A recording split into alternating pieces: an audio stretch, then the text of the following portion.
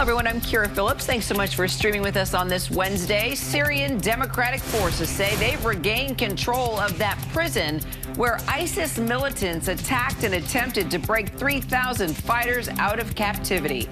Dozens of people were killed in that six-day battle in northeast Syria as ISIS terrorists reportedly used children as human shields to aid their escape. The Biden administration officially withdrawing vaccination mandates for large businesses after the Supreme Court blocked vaccine or test requirements, calling it a significant encroachment into the lives and health of a vast number of employees. While America's COVID death rate is still climbing, now topping 2,100 lives lost a day, the highest numbers in nearly a year.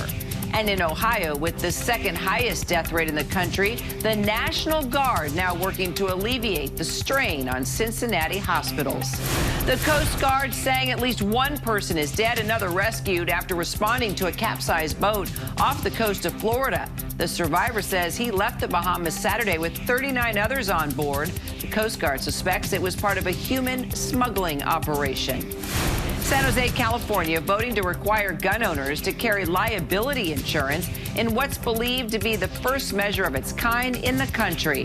That move coming amid a wave of gun violence.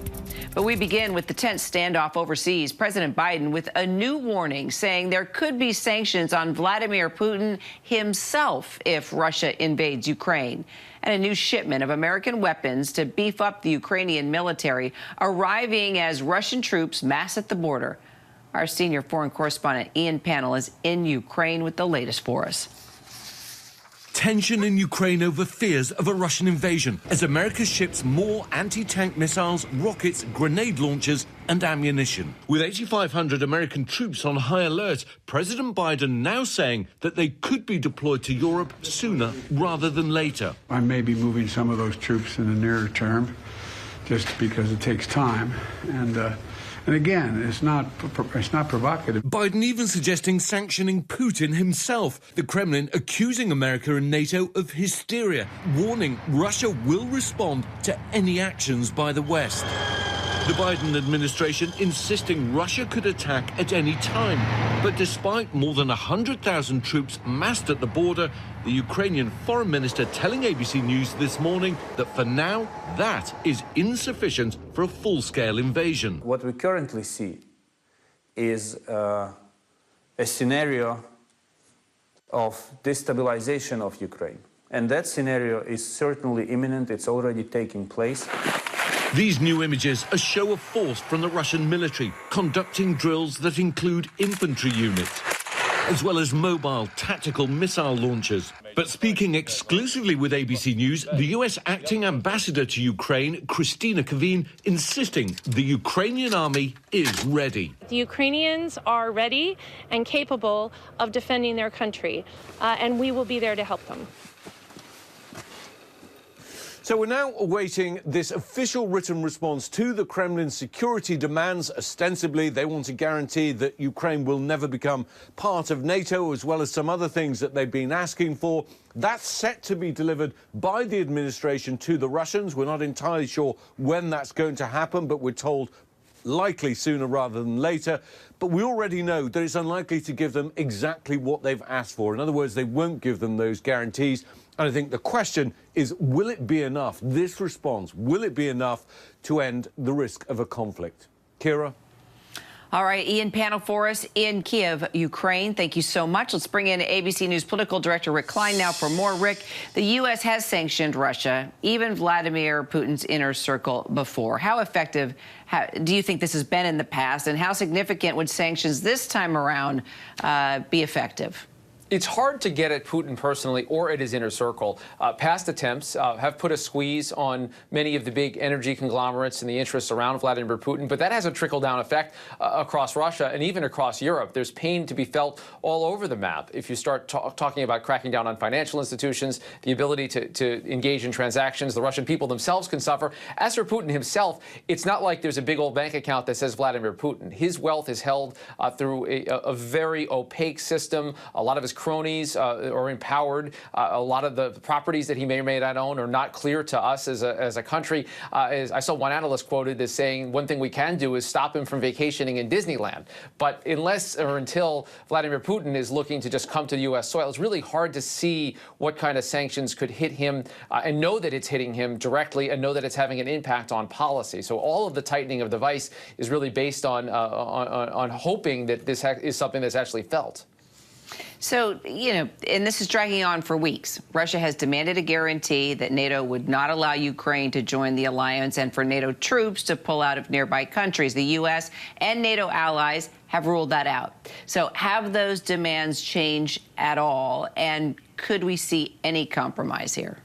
I think there might be some compromise on the latter part. On the former part about Ukraine not joining NATO, I don't see how you get there. The Russians say they want an ironclad written guarantee that it will never happen. That would violate the U.S. position, which is that countries get to choose their own alliances, their own destinies. It would also violate the principles of NATO itself to rule it out. It's not like Ukraine is on the verge of joining NATO, but it's still something that's been on the table, and I can't imagine taking that off the table. As for taking troops out of the region or taking offensive weapons capabilities out of the region, that might be where you start to see a de-escalation. With what's called in diplomatic terms an off-ramp of the situation might be around that, around something that says that that both sides will de-escalate, and that it could include removing troops and removing weapons from the region.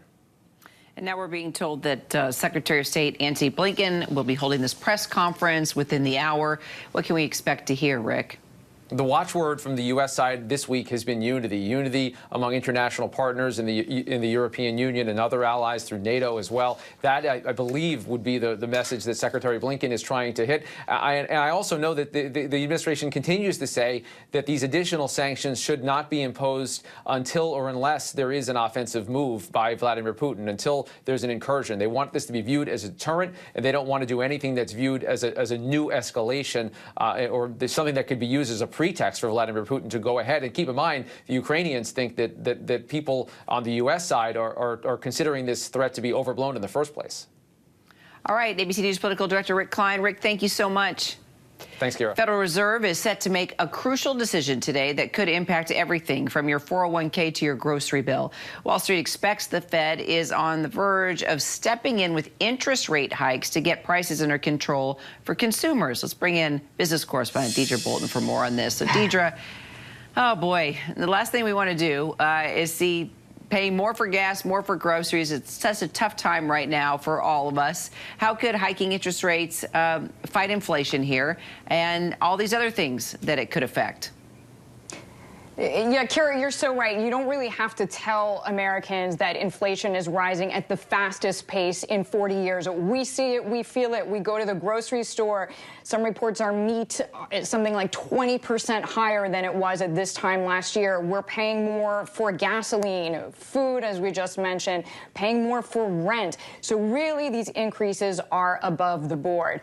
That said, the idea here is when the Fed raises rates, the idea is to tamp down borrowing. In other words, kind of have a disincentive, if you like, Kira, for borrowing. And why is that? Well, a lot of us in this consumer-driven economy, which does remain the strongest part of our economy, have been spending so much. During these past 2 years, we haven't been able largely to eat out, to travel, to be entertained. People are really ordering more and more goods. That is part of the inflationary cycle, not all of it, but it is certainly part of it. So what is expected today? Most traders are expecting to hear language from the Fed that implies it will begin to raise interest rates in the month of March and even beyond that. I'm going to quote someone that I spoke with this morning, Greg McBride from Bankrate. He says investors have already priced in the first rate hike in March. He says this is not going to be a one-shot deal, and interest rates will go up repeatedly this year, next year, and possibly beyond. So the idea here, the Fed trying to pump the brakes a bit on borrowing, which in theory can dampen inflationary pressures. At least that is very much the strategy. As for stock market volatility, you mentioned this too, Kara. I mean, if you look at the screens today, it's a pretty positive day. But this past month, if you look at the larger context, it's actually the worst month that we've seen in overall trading since the beginning of the pandemic. So a lot of this volatility, investors are certainly feeling it. Although today, green's on the screen. Kira. Yep, we're paying close attention. Appreciate all the insight, Deidre. Appreciate it. All right, moving on. Coming up, one of the kidnapped missionaries held by a Haitian gang for 2 months speaks to our Lindsay Davis. The exclusive interview as soon as we come back.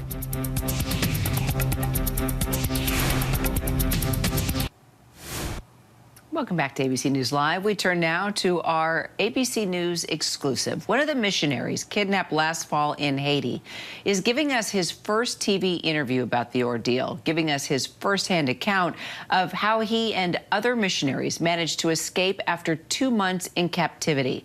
ABC News Live anchor Lindsay Davis has his story. It was a life-changing experience for 27-year-old Austin Smucker, who went to Haiti with Christian Aid Ministries on a missionary trip. I wanted to go to this orphanage and see the children and play with them. That's where we were, and we were on our way back from that when we got kidnapped. Back in October, the group of 17, including several children, the youngest, an 8-month-old baby at the time, was taken captive by one of Haiti's most notorious gangs, the 400 Mawozo.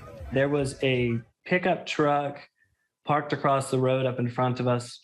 We turned around and tried to go back the opposite direction. I think we probably all knew what it was. And so, yeah, I was scared. I was uncertain, unsure of what exactly was going to happen. The kidnappers demanded $17 million in ransom, $1 million for each person captured. They had all 17 of us in one room. It was quite a small room, probably about 10 by 12. The other room in that building, there were, I think, 11 other prisoners, just other people that this gang had apparently kidnapped at times. It seemed like they never quite brought enough for all 17 of us to eat to the point we were actually full. But Austin says there were also signs of compassion from their captors. The guards brought us some fans to try and cool us down. And then the next day, they brought us 2 couches. And they showed up with a humongous box of American-made snack food. And those 3 things gave me a pretty good feeling that these guys probably aren't out to hurt us. Nearly a month into their stay, there was reason to rejoice. 2 of the 17 kidnapped were freed. This is a faithful group, obviously. So was there a lot of prayer throughout the 62 days? We took turns about a half hour or an hour at a time praying, and we would try and pray the entire 24 hours. And then, after more than 2 months in captivity spent planning and watching, they made their escape through a door typically blocked and under heavy guard. We talked about it. We prayed about it. They couldn't see us go out that door. And we went to those bushes that surrounded the camp. And then we were able to just start off across the country. Nearly 5 hours into their escape, a farmer in a nearby town would point them in the direction of a phone they could use. So what kept you going through it all? Prayer. You've said that you believed in prayer before you went to Haiti, and you believe in it more now. Why? Because of all the answered prayers that we saw. God answered a lot of prayers in just absolutely amazing ways that didn't really make sense to us. Why? Would you go on a mission trip again? If I had the opportunity, yes.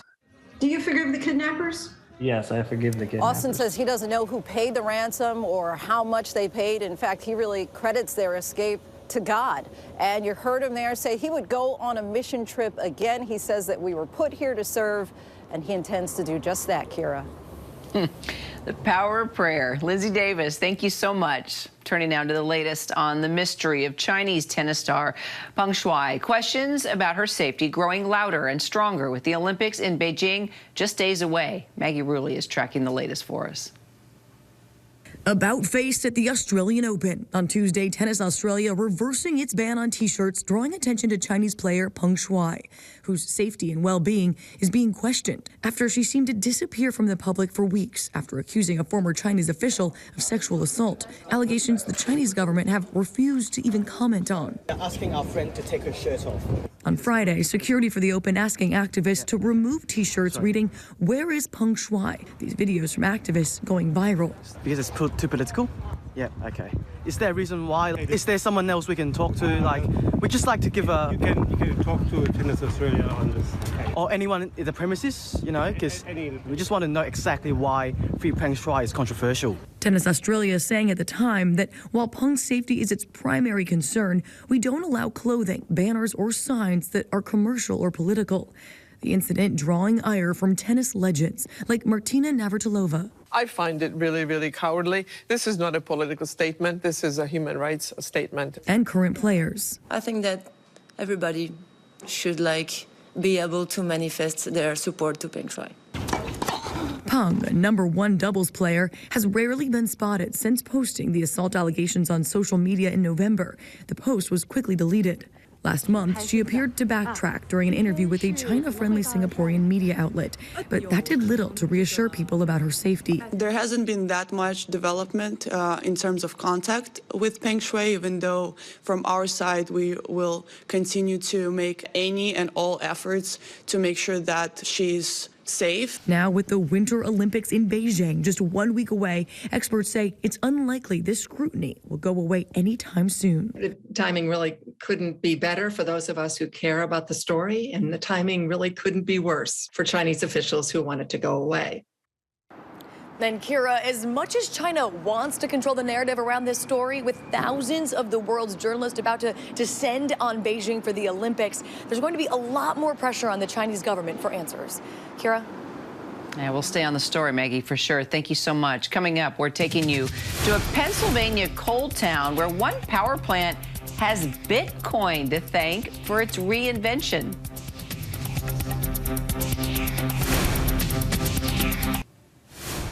Welcome back. So glad you're streaming with us on this Wednesday. You've probably heard of Bitcoin, but you may not be entirely sure what it is or what it takes to actually make it. We're about to take you now into a Pennsylvania coal town where one power plant is actually thanking Bitcoin for its reinvention, and it's also reigniting an age-old environmental debate in the Keystone State at the same time.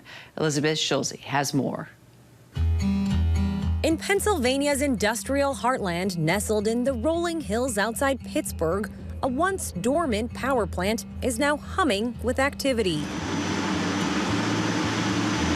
One company is using the waste from decades of coal mining to power thousands of supercomputers running nonstop to create Bitcoin.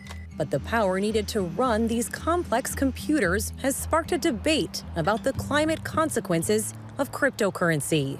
These are the miners, the computers. We're not talking about people. That's right. It's all computers that are processing algorithms at a very high rate. Bitcoin is a type of digital money not regulated by any company or government. It can be exchanged online between people anywhere in the world without going through a bank. While coins like quarters or pennies are physically minted, Bitcoin is minted as a virtual token by computers through a process called mining. The value of one Bitcoin has skyrocketed from around $10,000 2 years ago to more than $40,000 in early 2022. That particular machine will get about $30 a day on average. So we're talking thousands of dollars every day from these computers. That's right. Jeff Campbell oversees the more than 10,000 computers mining Bitcoin at the Scrubgrass plant in Pennsylvania. These are computers that are just designed to do one thing. They're designed to run as fast as possible 24 hours a day. The problem? The computers need a lot of power. By one estimate, annual global Bitcoin mining uses more electricity than the entire nation of the Netherlands. Stronghold Digital Mining, which owns the Scrubgrass plant, has found its power source here at a waste coal pit. Waste coal is the material left behind after decades of coal mine. Massive sites like these littered across the state of Pennsylvania. Piles and piles of low-quality black coal and other materials left deserted. At this 221-acre waste coal site outside Pittsburgh, trucks scoop up heaps of discarded coal and deliver it about 60 miles away to Scrubgrass, which burns the waste coal to power the Bitcoin computers. We found a way to utilize the power generation of the plant that's old school technology with a brand new supercomputer technology that's employed to mine cryptocurrency and Bitcoin. After seeing so much waste coal abandoned across Pennsylvania, entrepreneur Bill Spence decided the best way to get rid of it was to burn it. I feel like America had a party here in Pennsylvania. They had a party, everybody went home, and they left the remnants of the party here, and they said, oh, well, just cover it up, pull a rug over it. I mean, we live here. This is our community. The piles of waste coal can leach acid into nearby streams and sometimes catch fire. I grew up, I played on those waste coal piles, and that particular material, I feel, made me sick with cancer. My father had cancer, my grandfather had cancer, and I'd like to eliminate that environmental impact on our community. After this waste coal is burned, the leftover ash is brought back to its original site, turning a coal pit into usable land. This field used to be a pile of waste coal. Waste coal. It was terrible. It was unusable. Republican State Congressman Bob Brooks represents the community around the coal pit. He says getting rid of waste coal is a bipartisan priority in the state. The best thing to do is clean them up, make that land productive, and take that uncontrolled, unprotected risk away from the system. Pennsylvania offers up to $20 million in subsidies every year to companies that burn waste coal piles. But this process has its own environmental costs. Burning the waste coal just isn't the appropriate solution. Rob Altenberg runs the environmental nonprofit Penn Future. Companies like Stronghold say that Bitcoin mining is the means to an end to remove these piles of waste coal that are hurting communities. How can you argue with that? Well, they're not removing pollution, they're moving pollution. They're moving pollution from the land and they're moving it to the air, and we're the ones that are paying the price for it. Latest available data shows the scrubgrass plant emitted the same amount of CO2 as 80,000 cars in 2019. Emissions that anger critics. Altenberg argues a better solution is relocating the waste coal to landfills. In another part of Pennsylvania, they did just that at a 3.2 million ton waste coal pile that's been cleaned up with the help of federal money. Bitcoin in general is wasteful by design. And if you are going to do Bitcoin using the dirtiest source of power we have in the state, should be your last choice for generating that electricity. I will tell you, we're making the best of a bad situation, and sometimes perfect is the enemy of very good. In a state where coal mining runs through the veins of the land and its people, a new generation of mining, reigniting an age-old environmental debate. I don't think we should stop what we're doing in order to get the perfect. Let's evolve into perfect. Let's evolve into perfect. I like that. Elizabeth, thank you so much. I'm Kira Phillips. Thanks for joining us. The news continues right here with the latest context and analysis on ABC News Live. Hope you have a great rest of your day. Hi, everyone. George Stephanopoulos here. Thanks for checking out the ABC News YouTube channel. If you'd like to get more videos, show highlights, and watch live event coverage, click on the right over here to subscribe to our channel. And don't forget to download the ABC News app for breaking news alerts. Thanks for watching.